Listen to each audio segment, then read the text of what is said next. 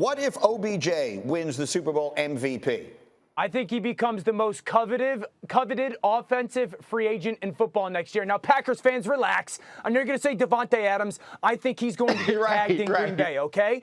The question for Odell is production, right? Because everyone questioned, could he do that? It's not volume. He's got 7 catches in the red zone, 5 of them for touchdowns. He's got 14 catches on third down. He is back to being an elite wide receiver in L.A. And then, RC, what if Matthew Stafford doesn't deliver in the Super Bowl? First, I'm going to go to Dan's house, probably sleep over, make sure that he's cool, much like Ripley had to sleep with Newt on Aliens to make sure she wasn't eaten throughout the night. I just want to make sure you guys know that. But secondly, then that means they're right where they were with Jared Goff. That means that even going all in, going out and getting this super talented quarterback, you didn't take that one notch up or level up that one notch that you thought you could with Matthew Stafford. And it will make you question where you are as a team for the Los Angeles Rams. If we couldn't do it going all in, if we couldn't do it getting the Cincinnati Bengals, can we ever do it? And if we can never do it, was it worth it? By the way, Danny, happy birthday to Matthew Stafford. He's 34 years old today. Go. No, don't. One, he does not like being wished happy birthday. He don't like to hear happy birthday. He doesn't like to hear Merry Christmas. He just doesn't like people saying nice things to his face or complimentary things. A Grinch? Now, second of all, I hate this topic. Yeah, he's a Grinch. I hate this topic, but RC, if it does happen and you do have to sleep over, pancakes or waffles? We're going waffles. That's a very disappointing carb choice. Let me, but all kidding aside, the Stafford of it all. And RC, we had this debate here on this show on Friday, so he knows where I stand, and we can do this as we go along.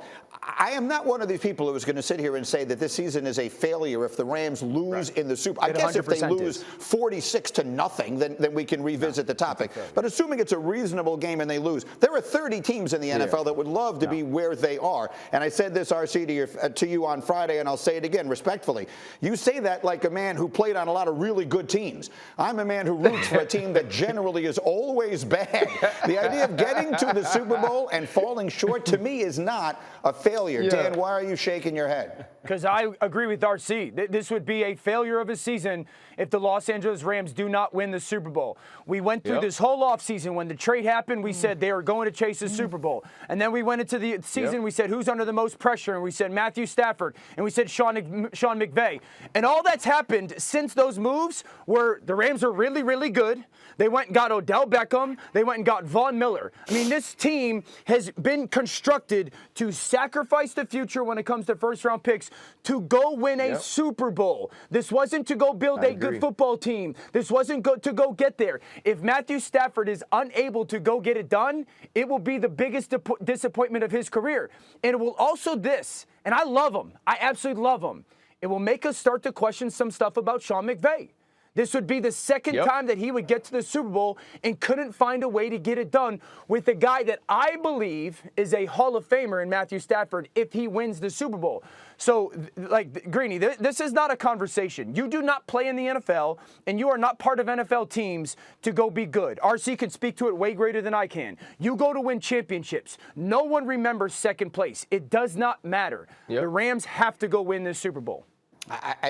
We're going to debate this a little bit further, not only the rest of today, but as we go further very quickly on the Rams. I mean, is this their window, or is this a team that's coming back together next year with another shot at this thing, Fowler? As long as they have Matthew Stafford, they got a chance. But their window's closing a little bit. They got about 7 starters that are going out in free agency. They have negative $8 million in cap space. Odell Beckham, Von Miller could be gone. They're going to try to re-sign those guys, but hardly a slam dunk. I mean, they got, I would say, 4 or 5 coaches that could leave. Kevin O'Connell's going to the Vikings. He could take people with him. I've heard of some other jobs that could be taken elsewhere. So Sean McVay's going to have a talent drain that he has to address this offseason. All right, and we have to address Orlovsky. Are you not going to be there in L.A. on Sunday with Matthew? I mean, I'm envisioning you like on the field running into his arms when they win the thing. You know, hey, he's going to be the one that runs up to him. Shut up, RC. Shut up, RC. And wraps his legs around him. You know how his wife was wrapped around him in the championship? That's going to be Dan's legs.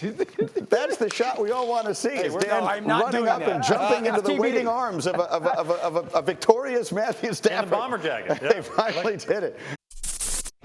Thank you for watching ESPN on YouTube. For live streaming sports and premium content, subscribe to ESPN+.